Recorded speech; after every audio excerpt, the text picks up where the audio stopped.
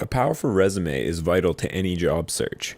Whether you're looking for your first job or finding one to settle down in, having a document that you're proud of and that demonstrates all of your skills and experience in a concise and nicely designed way is a game changer. It'll be the difference between getting hired and not even being called for an interview. The first step with any resume is research.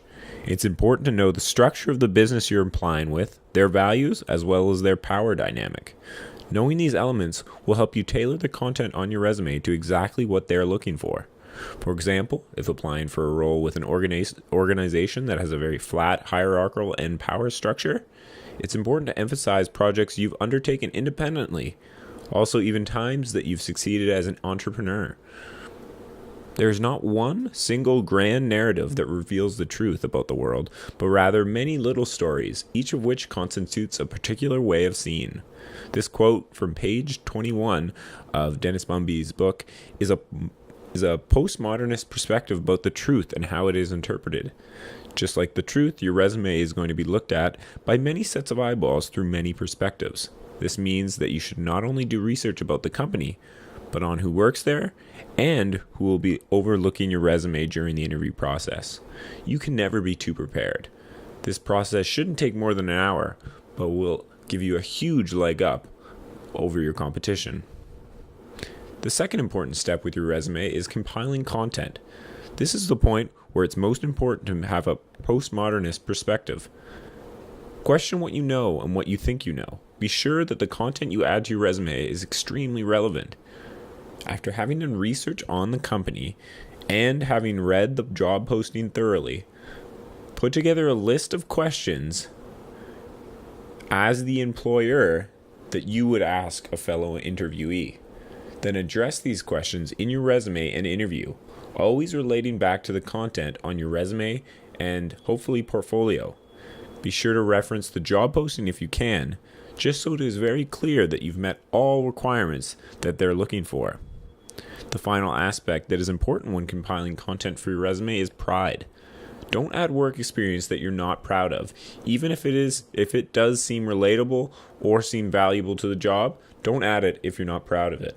Something you're not prideful about will come through when interviewed. And same goes for something you're prideful about. It will really come through when speaking with your boss or potential supervisor. Step 3 in building your resume is all about layout and presentation. It's important to remember that employers aren't looking at your resume as an aptitude test, but rather as a checklist. Your ability to perform will be established through references, in-person interview, actual aptitude tests. Your resume is just simply a preliminary communications document that confirms skills. It's a checklist. This is why you must highlight in obvious ways the skills brought up in the job posting that you can relate to and have experience working with.